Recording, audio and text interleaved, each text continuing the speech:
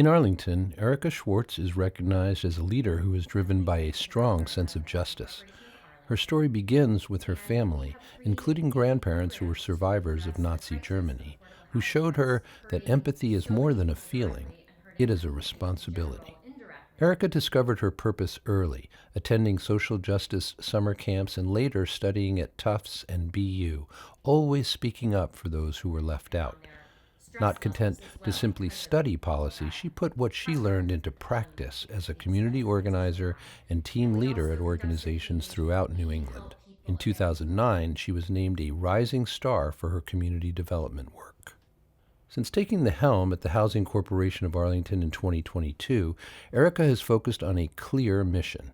She works to prevent displacement with projects like 43 eco-friendly homes on Sunnyside Ave and nearly 100 more units along the Mass Ave corridor. Through her work at HCA and on the board of the Boston Neighborhood Community Land Trust, she is committed to building a future that remains both environmentally friendly and truly equitable for all. For Erica, the idea is simple. No one should risk losing their housing or their community because of a single paycheck. She is about more than building apartments. She wants to create a fair chance for every family living in Arlington. And with that introduction, I'm James Milan, by the way, of course. We want to be able to talk to Erica Schwartz, the head of the Housing Corp of Arlington here, the executive director, is that right? Yep. Of Housing Corp of Arlington, about basically digging down a little bit deeper into some of what you just heard in that introduction. So first of all, Erica, you're a busy woman. We appreciate you taking the time to be here. Yeah, I'm glad to do it. Yeah, and I have gotten to speak to you before and even to speak to you about a little bit about the arc of your life, but I have to say I'm genuinely looking forward to hearing more about it. So folks would have seen in the introduction that you were raised in a household in which your grandparents were survivors of the Holocaust, and you were very well aware of that in growing up. But step back and just tell us a little bit more about, obviously it wasn't just your grandparents who had a major role in influencing you as a child, but you were living with your parents and you have a sister as well. So just tell us a little bit about your early years. Yeah, definitely education was big in my household. My mother was a librarian. My dad, when I was born, was a math teacher. He moved away from that at a certain point. And reading, thinking, learning was of a very high priority growing up. And that certainly was, I think, an influence also. My parents were very frugal. You know, we were very comfortable. I never wanted for anything, but they were very frugal. So I think they taught me a lot about not wasting money. Good New Englanders. Yeah, well, I actually grew up in the Mid-Atlantic. I grew up in Maryland. Okay. So yeah, being thrifty, doing things yourself if you could. My dad changed the oil on the car and he taught us how to do it. You know, we had a lot of chores around the house. I mowed the lawn. So definitely raised with a sense of take care of things, do things yourself. Self-sufficiency. Yeah, a little bit. Right, and take again, the flip side of that coin is you're taking responsibility for things that way, for your own self, for what it is you're interested in. I imagine, you have your own version of my own story, which is when I wanted a bike, guess what? I got a job. Right. And I imagine it was similar kind of thing. Absolutely. And, we heard again in the introduction, and I just want to do an early shout out to my co-producer here, Michael Armanius, who is on the hunt for folks in Arlington just like yourself, who do the work that people may not be familiar with your guys' faces, but we see, enjoy, and are enriched by the work that you do all around us every day. This is part of a series in which we're trying to shine a light on folks like yourself who are doing these things throughout town so that people understand this does not come from the air, right, et cetera. In your case and in the introduction, people would have heard about your commitment to social justice. So trace that back to us, for us, please, to your childhood. I mean, I think a huge impact on me as a kid was the summer camp I went to. It was a socialist Jewish summer camp. And it's not just me, that it was part of a youth movement that has, helped to spawn generations of social justice-minded people. And, you could tick off the careers they're in, and it feels like it's, part of a flock, people doing a lot of amazing work. And that was a summer camp where, the activities we did would be, discussing sexism or learning about, the history of Israel and Palestine. So those were the camp activities, was a lot of learning and thinking and sharing your opinions. And it was, for me, the place where I learned that I should have an opinion and my opinion matters. I was kind of shy and insecure, and this was a place where it was cool to be different, where it was uncool not to have an opinion. And so that was, and there was a huge sense of communal responsibility. The camp didn't have a lot of money, and it owned its property. So we had work groups in the morning, which is part of the socialist ethos, but it was also, we were all the campers were responsible for this property. And you really felt that as a little kid, a sense of ownership and responsibility, which is, I think, huge, and we could use a little more of in society in general. Yeah, I love that idea. It reminds me actually of the high school that I taught at for many years, which is a tiny place, only 150 kids in the whole high school. And the sense of community was extremely strong because of that scale, in a sense. Yeah. And twice a year, among the many other ways in which this manifested itself, twice a year we would go off, the entire school, all the teachers and all the kids, for 4 days to a camp in Maine, in which we played and worked together. Yeah. And each day you were with different people who you might teach or might not teach, might have as a teacher or not, all across all grades, et cetera. And you were in work groups, and you were doing things that mattered. Yeah. In addition to, we had plenty of time to frolic, and, we had talent shows and fun stuff like that go with camp as well. But there was, at the core of this, mutual understanding that we needed to contribute to this thing that we were doing. I think that is very similar. And one thing at the camp that I went to is the work groups were not by age. You signed up for the work you wanted, and then there would be multiple ages of all the age groups in that work group. So the 10-year-olds' contribution wasn't any less important than the 16-year-olds, and we were all expected to contribute, whether making a bench or cleaning the bathrooms or preparing the meals or whatever it was. So at a young age, it wasn't like, well, you're younger, so it's not important, or you're not going to do as much. No, you were just as important as everybody else. And is that camp still operating? And I contribute money to it. Everyone should give money to causes they care about. They do a scholarship program every year to make sure nobody can't go because they can't afford it, and it is still there. And have you raised children yourself? No. Okay, I don't raise kids myself. If you had, you might. I care about the next generation having being great and having what they need and helping to build a better society as best we all can. Yeah. Well, again, I know.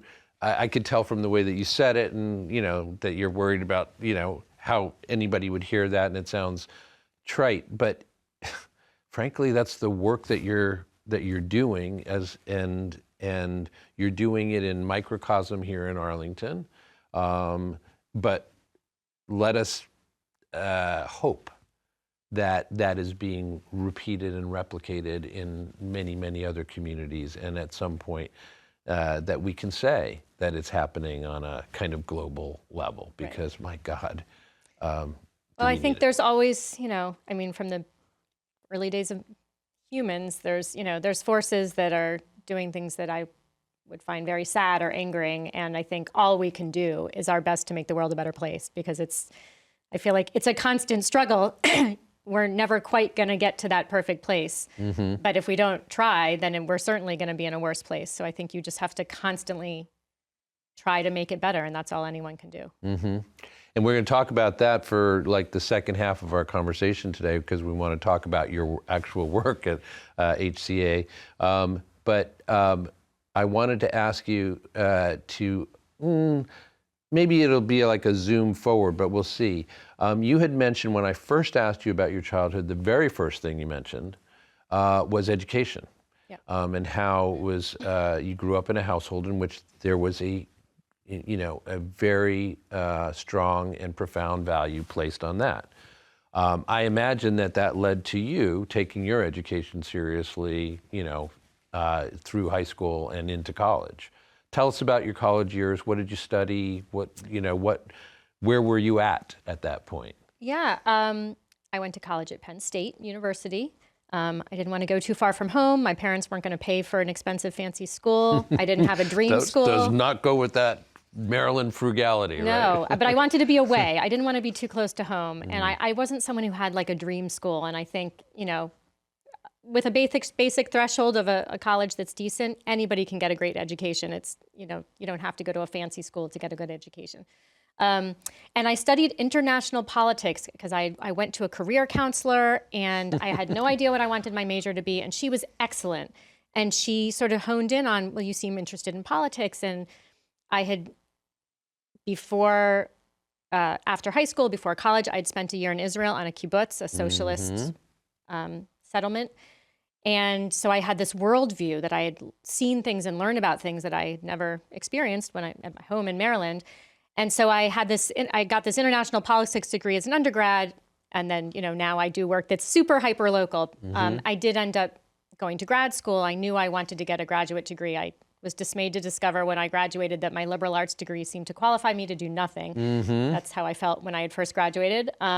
But I wouldn't trade it. It was definitely college, and the education was an experience that I appreciated. But I eventually decided I wanted a more specific professional degree, and I went to Tufts. That's how I ended up here, to their urban and environmental policy program. And somewhere along the way, I think through my summer camp days and learning about activism through that, I knew I wanted to be like an activist when I grew up, but I didn't know what that was. And it wasn't until I was actually in graduate school that I really learned about what community organizing was. This was before Obama was president, so nobody was talking about it. And that's when I started, I took some courses on that, and I think it was in grad school that I really started to sort of hone in on the kind of work I wanted to do. And I went to the Tufts program because in their brochure, they mentioned social justice. And not every public policy degree did that. And I thought, oh, well, that might be the place for me. Did it work out? Were you glad to, did you appreciate the education you got there, or? Yes, and if you dig deep enough in nonprofit and social justice circles around Boston, like every third person you meet has gone to this same program. Is that right? It's really, again, like my youth movement growing up, this Tufts program has generated a lot of incredible leaders, in our region and beyond. But yes, it was great because it really, there was a focus on social justice. It was a small program. I have nothing to compare it to. I haven't gone to any other grad school programs, but I learned as much from my peers as I did my professors. And it helped teach me how to think a little bit. I think I got very useful skills in learning how to think critically that I didn't necessarily get or take advantage of as an undergrad.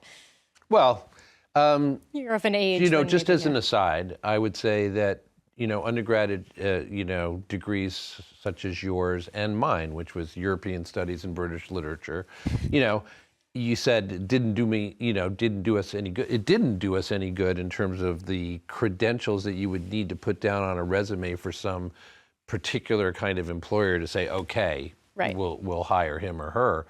That said, I think your own work career, graduate school and beyond, and my own, I hope, and many, many others of our, liberal arts graduates.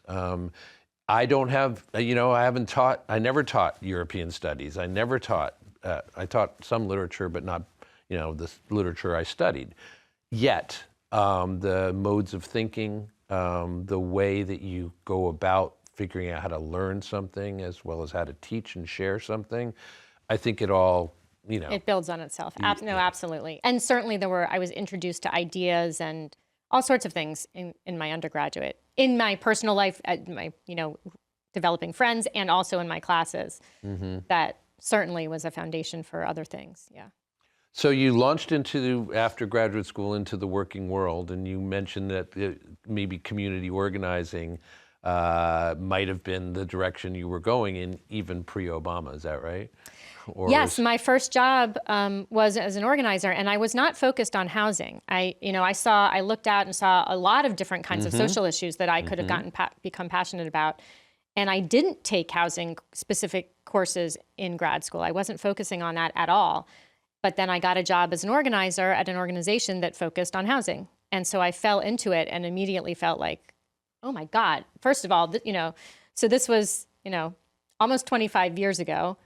And I was looking around being like, this is so bad. Like, why aren't people rioting in the streets? Like, it's just so bad. And the situation then was so much better than it is now. Like, we couldn't have fathomed. Back on that, we were like, oh, just but it was really bad, like horrible.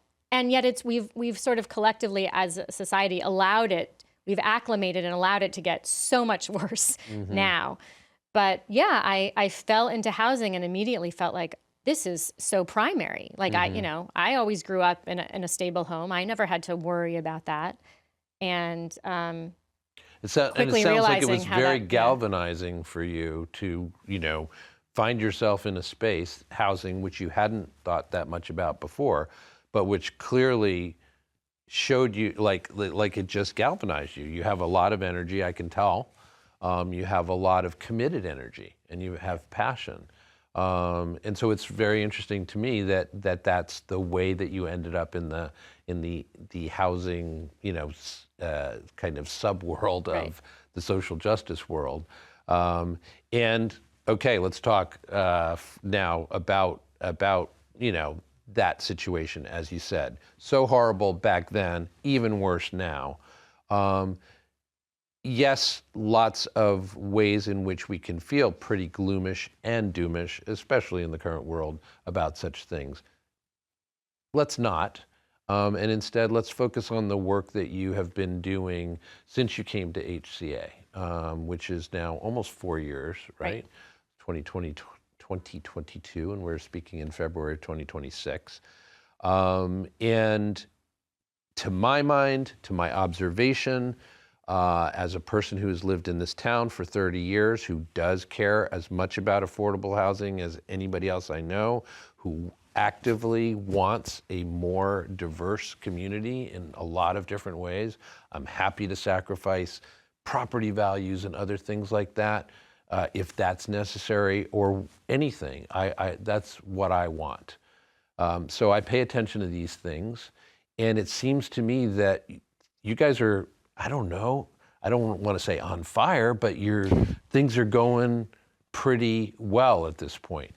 How did you find things in 2022 when you arrived here, and what can you tell us about these 4 years since? Yeah, and I think I came at a lot of circumstances have lined up well for when I started the organization. And you do not have to sacrifice your property value, because study after study has shown that affordable housing either has no impact or could even improve property values, because when you build a brand new gorgeous building, it's a brand new gorgeous building.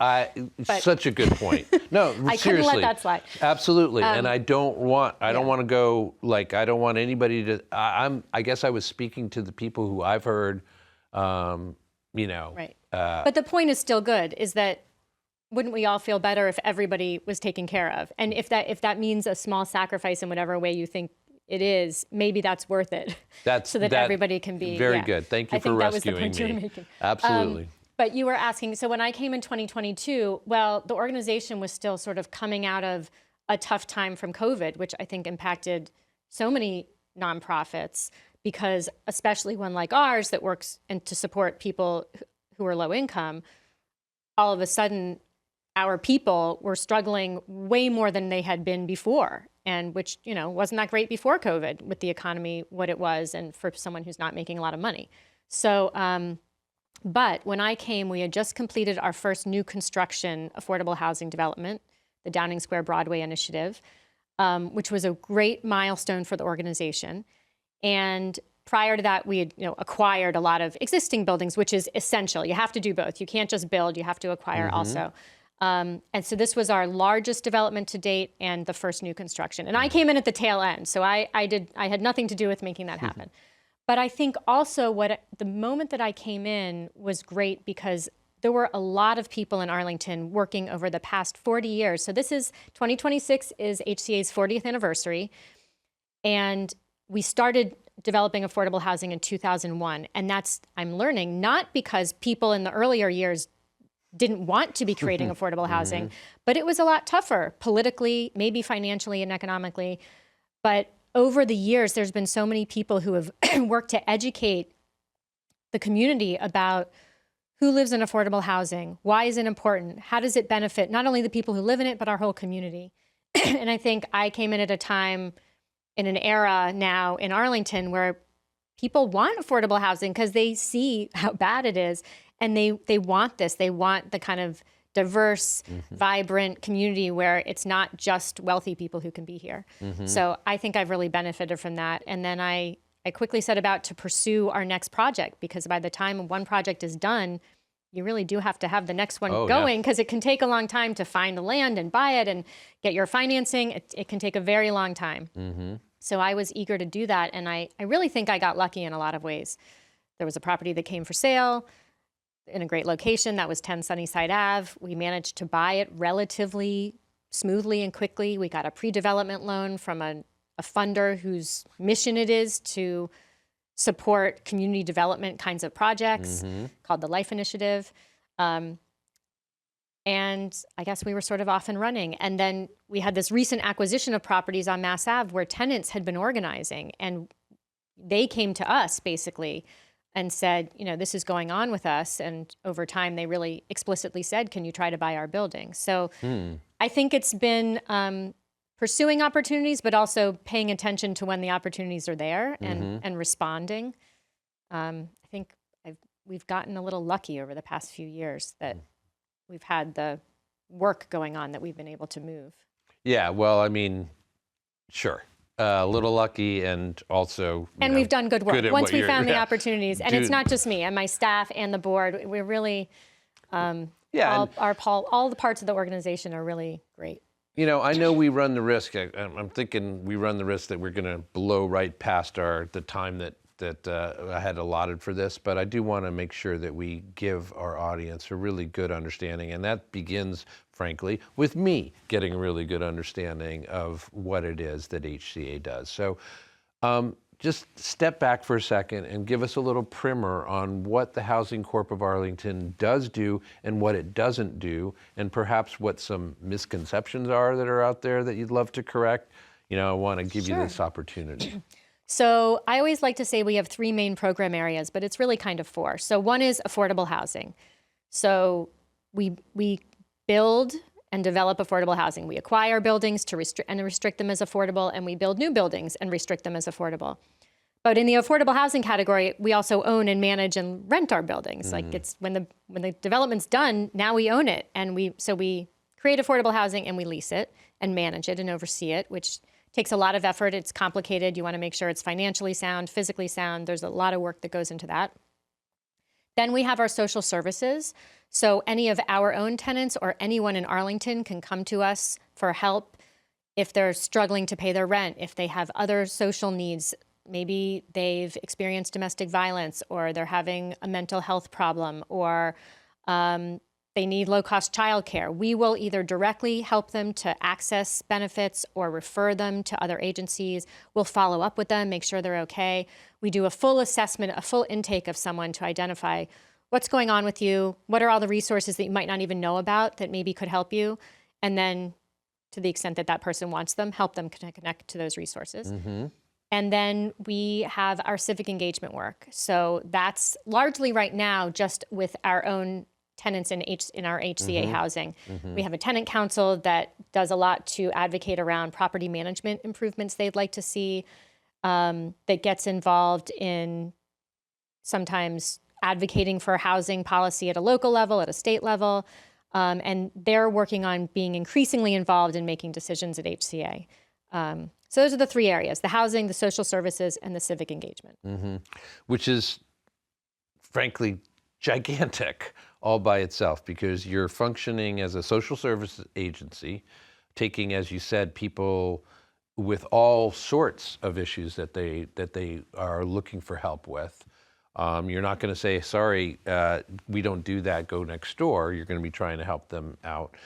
You are both acquiring and developing property as you can, and then you're functioning as a landlord for all those properties, right? I mean, you're responding again to the needs and desires of tenants, to the fact that all of us who own property understand that things go wrong all the time. Yep. So when you describe it that way, frankly, I have to say, it sounds to me like you're talking about a workforce of dozens of people. And you're doing this with, I believe, 7. Right. Seven people. Each one of us is like our own department, and everyone works very hard. Wow, I would say so. And a third-party property management firm. So they recertify tenants' income every year. They cover the maintenance. All the property management they do. But of course, they work for us. So we have to make sure. We have a lot of oversight.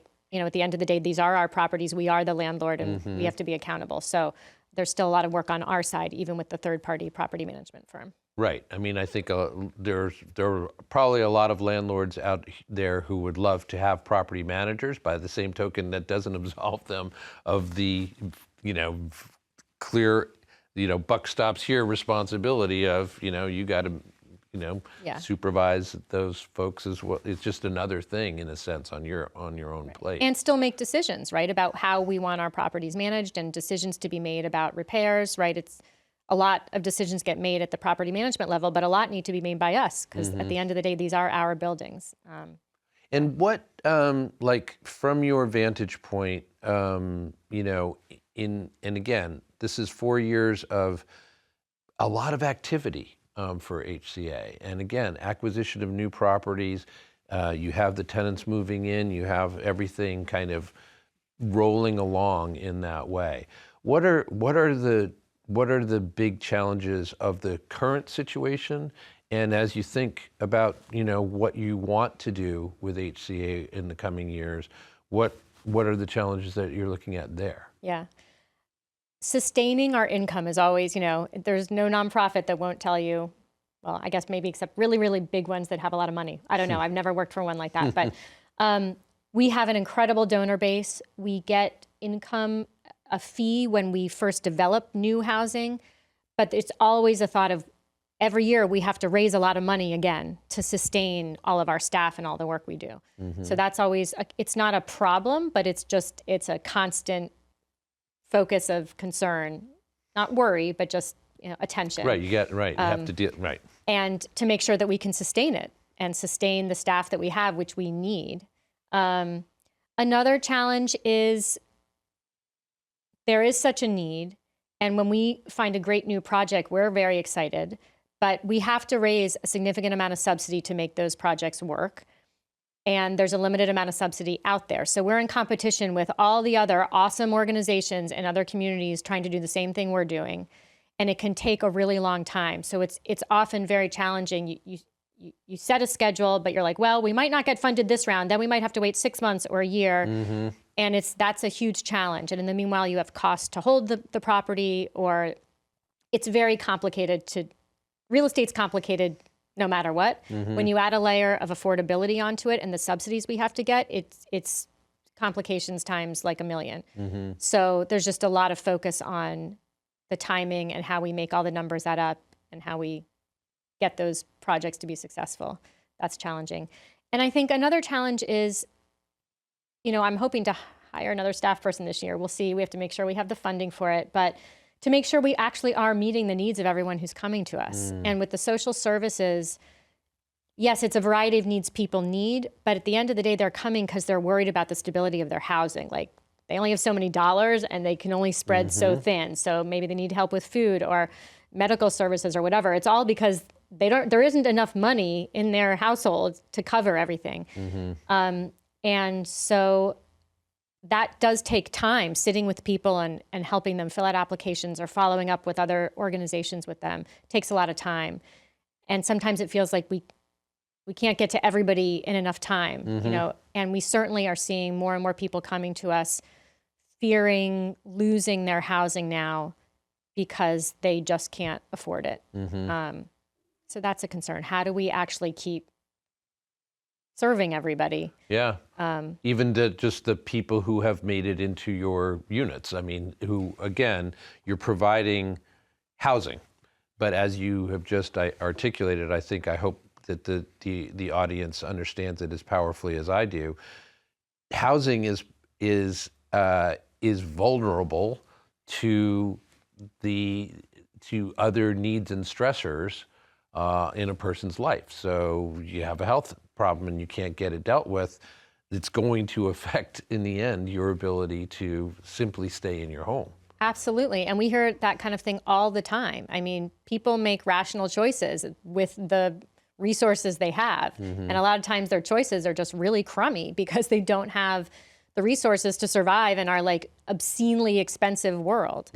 And so they'll make a choice, well, I'm not going to pay the medical bill, or I'm not going to pay my rent, or I'm not going to get myself the medicine I need. And it's just, so we're trying to help people not have to make those really terrible choices if we can help them expand, the resources they have access to. But it's tough. It's like we have a fundamental societal problem. And, there's a lot of organizations trying to like fix those gaps.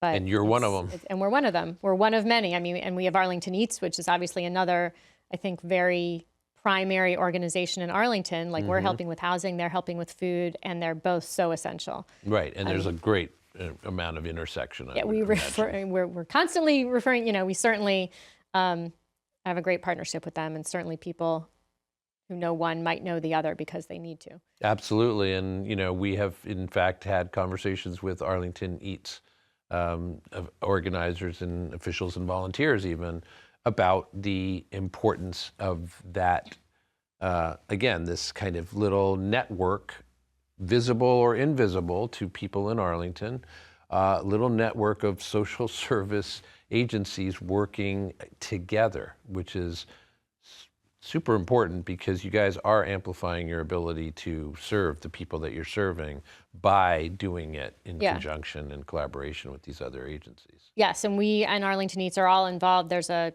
Arlington Human Service Network where, all the agencies in human services try to coordinate as best we can and stay attuned to what everybody else is doing. Yeah, and we'll stop shortly, but let me just ask you. We were talking before we went on air, and my co-producer Michael was asking you about how do you find people for your apartments, and I just would like you to share your answer to that. Yeah, we don't have to look very far because they come to us. I mean, we have people stopping in our office every week asking how they can get in our affordable housing, and we have waiting lists, of hundreds and hundreds of people. Hundreds and hundreds. Oh, absolutely. And that includes, annual check-ins with people on the waiting list to take the names off that maybe they've moved, maybe they found another apartment. So those are like current waiting lists of people who are, still, for the most part, actively needing affordable housing. And when we have a new affordable housing development, we have to do a lottery. That's under fair housing laws. And, we might get, hundreds upon hundreds upon hundreds of applicants for, 40 units. And so all of those people investing all that time and energy to apply when most of them won't get a unit. I mean, it's, people are really desperate because stuff is so expensive. There is a lot of heartbreak built into the work that you do as well, or just dealing with heartbreaking kinds of situations. People, and kudos to you and your staff for doing it so well. Let me ask you one last question, which is actually I'm going to return to a question I asked earlier, but then didn't give you much of a chance to answer. And that is your idea, your vision, your hope for where HCA is going. Yeah. We want to keep growing our affordable housing portfolio, which, from a selfish, organizational standpoint, accomplishes a few things. One, it accomplishes our core mission of helping people have affordable housing and have that stability that is essential. But it also puts more people in our circle. And, another goal is to build ourselves up as an organization, to have more voice for low-income tenants in Arlington to influence policies, and not just in Arlington, but at the state level, to be able to engage more people in, making the world a better place and influencing that. So the more units we have, it's like, when we acquired these properties on Mass Ave and we had our first sort of welcome meeting with the tenants, I was like, oh my gosh, like these people are all now like in our world. And, that's the fun part, because we are a community-based organization. We're here to engage people in things that they care about. And so, we want to create more affordable housing to meet a desperate need. And also because we'll be building up the community of people who care about affordable housing just by nature of them being in it. Just because you live in our unit doesn't mean you have to be involved or you have to participate in the civic engagement work. But a lot of people really care to, because firsthand, they are the ones directly impacted by this issue. They know intimately how important it is to have affordable housing. Yeah, and interestingly, the flip side of what you were just speaking about in terms of how much of a demand there is, and the fact that for 40 new units or 92 new units or whatever, you are going to get many, many more people applying who are going to get in.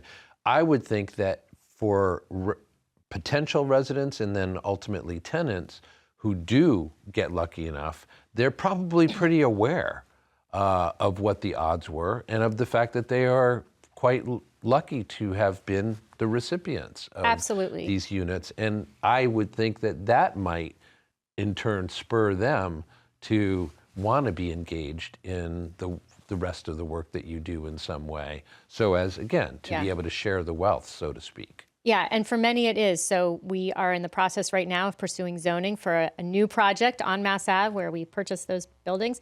And many of our own tenants, with not a ton of prompting, we obviously let them know and invited them to do this, wrote letters in support of this new project. And most of those, I would say, were of a message of, I know how important it is to have affordable housing because I'm in an HCA unit and I want other people to have the same benefit I have. We heard that again and again in one way or another in those letters. Super strong kind of argument to be able to make, really, and persuasive, I hope. All right, thank you so much. Thank you. Erica Schwartz is the executive director, as I've mentioned, of the Housing Corp of Arlington, and does just excellent work, as you've been hearing about for the last 40 minutes or so. We wish her the best going forward. We are appreciative of everything that we see and feel in Arlington as a result of her and her staff's efforts. And we look forward to having you back at some point in the next little while, just to see what further progress has been made. Thanks. And I'm appreciative of ACMi's efforts. Aww. So it's a great resource to have. I'm glad to be here. Well, thank you for that. And I agree. So on behalf of ACMi and Erica Schwartz, I'm James Milan. We really appreciate Erica being here. As always, we really appreciate you being here as well. Thanks for joining us. See you next time. ACMi productions are only made possible with your support. Visit patreon.com/ACMi to learn how you can help.